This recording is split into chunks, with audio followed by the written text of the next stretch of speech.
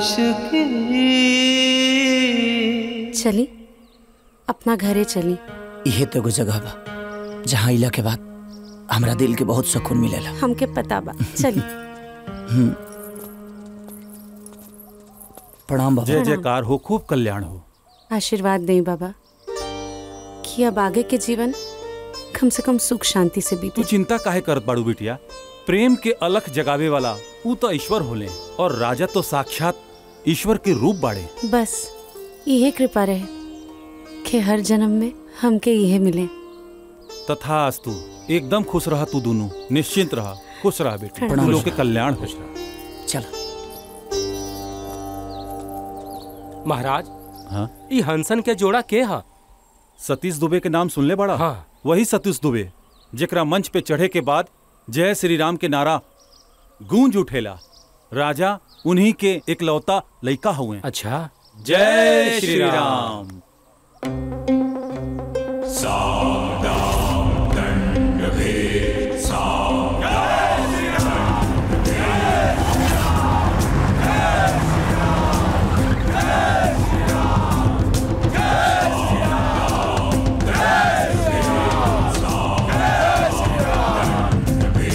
Doctor Bhimrao Ambedkar ने साफ शब्दों में कहा कि जब तक समाज में जाति प्रथा की प्रथा नहीं समाप्त होती है तब तक हमारे समाज में समता, न्याय, भाईचारे की परंपरा स्थापित नहीं हो सकती है।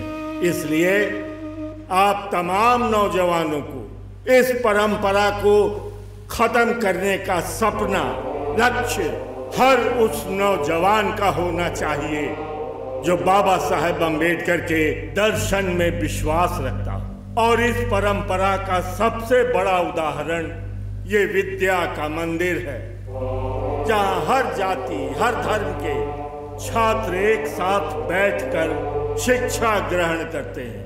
जय श्री राम, जय श्री राम, जय श्री राम, जय श्री राम। मास्टर साहब जी, ई हमार राजा बेटा भी यही कॉलेज में पढ़ेलन ना? बाकी कहीं दिखाई ना देलन? राजा बाबू तो अपन मर्जी के मालिक हमें दुबे जी। बिल्कुल मस्त मलंग। जैसे सर्दी के दिन में सूरज भगवान के दर्शन बड़ा मुश्किल से होला, वैसे ही विद्यालय में राजा बाबू के दर्शन बड़ा मुश्किल से होला। अच्छा ठीक बा, प्रणाम। जी प्रणाम।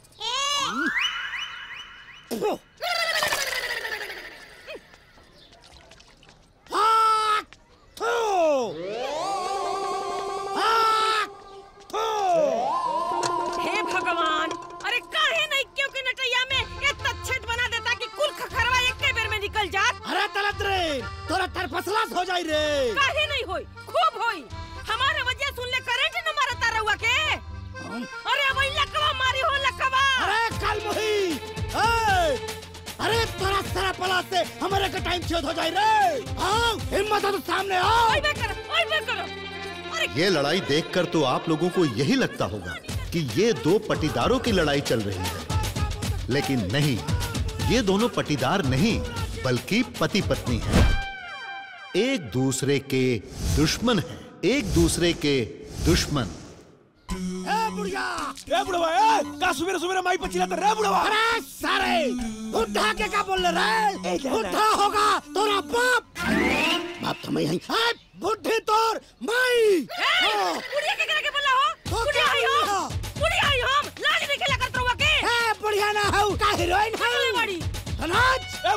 हमारा माई के बोला तेरे नाचे खातिर जोर माना तपन बेटा के बोलाओ। अबे जोरवा का बोला तेरे रे? बोलाओ। ज्यादा बोल मत, मार के मुंह तोड़ दे। तू मार के मुंह तोड़ दे बे। छूना पाई तू। आप लोगों को क्या लगता है जब वो दोनों पति पत्नी थे तो ये दोनों कौन हो सकते हैं? जी हाँ, ये दोनों सगे भाई हैं, लेकिन माँ बाप की दुश्मनी का असर इन पर भी हो गया है और ये भी एक दूसरे के दुश्मन बन चुके हैं। आज हमनी का फरियाद हो जाओ। आगे का कर लेबो? बोला का कर लेबो? आई आज पूरे हाथी में तू का कर लेबे? ए ज्यादा बोल, तू का कर ले रे? सब पांच फाड़ दे। हाँ दिन भर चाय चाय चाय, भोर होते ही बस ये लोग शुरू हो जाला। पता न कवन लगन में हमार ब्याह भइल रहे। हाय रे हमार किस्मत, कहाँ बिया हमार माई। रुक जा, अभी तो रखे बता नहीं, रुक। ए माई का हो, कैसा हल्ला गुल्ला होता? हल्ला? अरे दोसर घर के दिन के शुरुआत भोरे भजन से होला, बाकी हमरा घर के लोग के दिन के शुरुआत काला कुकुरा से होला। अरे झगड़ा होता झगड़ा। का सुने के बा ले सुन। सुन ले लू।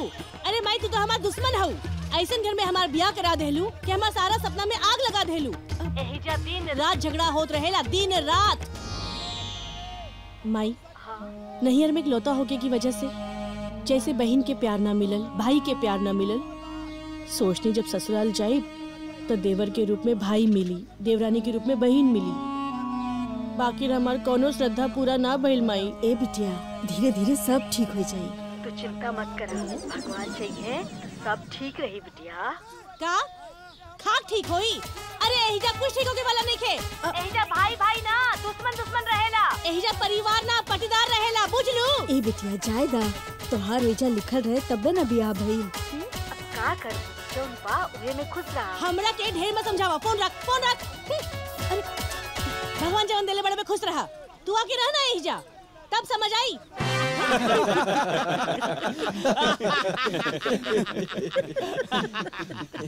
अरे गवैये करत करत हमार हई बुढ़ौती आ गई, समझ लू विजय के माई। अरे अब की तो हम विजयवा खातिर ना हाय हाय हाय हाय ऐसन रिश्ता लेके आयल पानी ना के पूरा गांव जवार जे टुकुर टुकुर आँख फाड़ के देखते रह जाई। अरे जरूर देखी पाहुन, काहे नहीं देखी। हम अपने लड़का का बारात इतना धूमधाम से निकालब ना कि सब देखते रही हैं। वैसे भी दुआरी पर हित नातई हैं, रज गज होई, नाच गाना होई तो कितना निक लागी। और जहाँ तक हम जानता नहीं कि फूफा बापे के समान होला, इनकर बात तो रहल नहीं। बुढ़िया कमीनी हमके जेते मुआ डालस। हमार बेटी बीए कैले बिया। हमारो बेटा बीए के कपड़ा का शोरूम चलावता। हमके राउर बेटा पसंद बा। अच्छा हाय देखी हमारा बेटी के फोटो।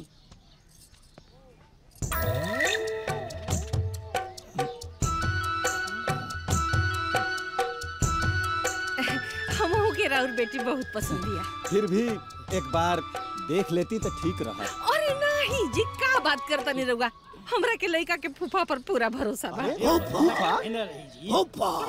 एकर मतलब ही भइल कि पाहुन दुश्मन के घर में सहनाई बजावे के तैयारी करत हवे। ये बात बर्दाश्त के बाहर आओ। बाबूजी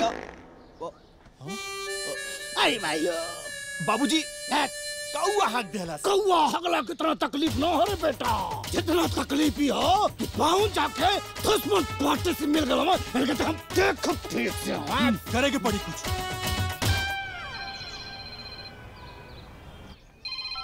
हेलो का हो पाहुन? का हो गइल? मने जवन हो तो ठीक नहीं के होत पाहुन। का ठीक नहीं के होत हो? अच्छा मने दुश्मन के घरे में शुभ मंगल करावत रहो। अरे मर्दवा बाकी पत्नी तो तोहरे ना हवे हो। पत्नी हिया? अरे पनौती हिया, दुश्मन है एक नंबर के। छोटको लइकवा तो तोहरे ना हा। अच्छा ए फूफा वो बेटा ना दुश्मन है दुश्मन। हाँ। बटवारा तू लोगन में भइल बा, हम रिश्तेदार में ना। अरे जौना रिश्तेदार के जहाँ जी चाहे वहाँ जाई। तोरा का तकलीफ का बाजी हैं? बतावा बतावा। तकलीफ तो बहुत है पाहुन, एक बात ध्यान से सुन लो। तो हम लोगन के हम अच्छी तरह से समझा दे चाहता हूँ। हाँ तो समझा दे। सुन लो, जितना नात बात रिश्तेदार हमें सबके बता दिया पाहुन कि जे वो पट्टी से रिश्ता रखे वो करीब पट्टी से रिश्ता खत्म। खत्म। गुल बचन होश में बाड़ा की ना, ढेर पगला मत, बुझाइलू। ए दीदी हम तो खूंटा गाड़ देले हई, अब फैसला तो लोगन के लेवे कहो। सब मंगल करावत हमें, करावा देखेला हम करावा। भौजी इली मिठाई। मिठाई कवन खुशी में? अरे वो हमरा घरे भाभी आइल बानी ना। भाभी? हाँ। आवा अंदर आवा। अच्छा ये बतावा, तोहार भौजी तोरा के जानेली मानेली की ना? भौजी हमरा के खूब मानेली। घर में सब बढ़िया लागत हुई ना? नया नया भौजी आइल बड़ी था। हाँ भौजी, घर में बहुत बढ़िया लागता। और पता बा बड़की भौजी तो पूरा दिन ए छोटकी ए छोटकी ए छोटकी करत रहेली और देवरानी जेठानी में खूब पटता। तो हर बड़की भौजाई बहुत किस्मत वाली बाड़ी। हाँ भौजी, अच्छा इली हम चलत आनी, ठीक बा?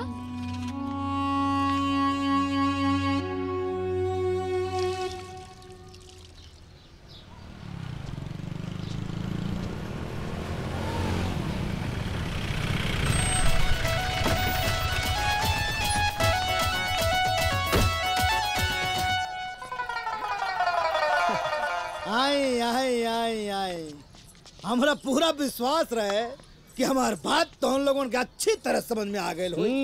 समझ में आइल है तबे तो हमनी के आइल है। और फोन पे का बोल दे रहा कि जे ओ पट्टी में जाई वो ए पट्टी से जाई। हाँ काहे साड़ू भाई, हमनी के किलनी है का?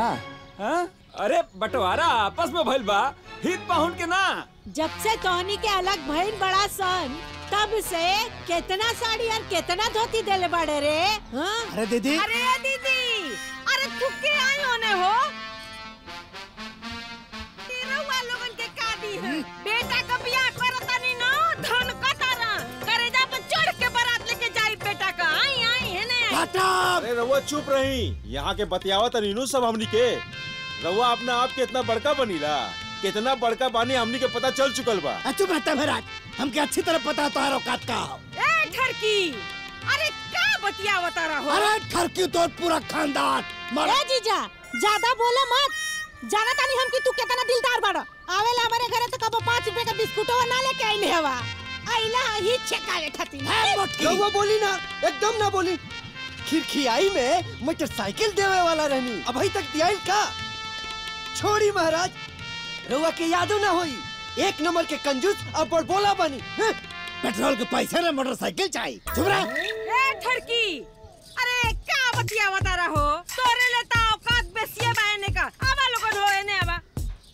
औकात में रहो, ध्यान से सुन ले लोगन। जय हमारे दुश्मन से ही ताई लगाई, ओकर हित हमार दुश्मन। तो ठीक बा, आज से तोरा जैसन हित के तिलांजलि दे धाई।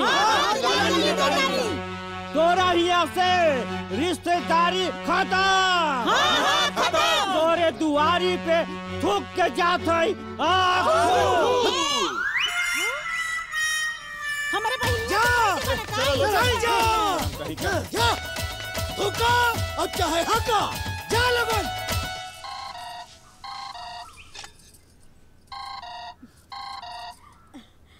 बबनी के फोन बा। हेलो, का भेल बिटिया? का बताई माई, सब हित लोग द्वार पे आइल रहलन हो। हाँ। और हमार इतना किस्मत खराब कि हम केहू के पाँव भी न छुपौनी है। ई सब तोहनी लोग के दोस्त बा। देवर और सासू माँ से तो झगड़ा भइल रहे, अब रिश्तेदार लोग से भी झगड़ा हो गई। सब केहू द्वार पे थूक के गइल बा। हाय रे हमार करम, ना देवर जी के ब्याह में नाचे गावे के मिली, ना परिछावन करे के मिली, ना देवरानी के उतारे के मिली। अरे बिटिया सुना था, का सुनी? अब जाए दा। अरे जौन बाना उहे में खुश रहल जाला। चुप, फोन रख।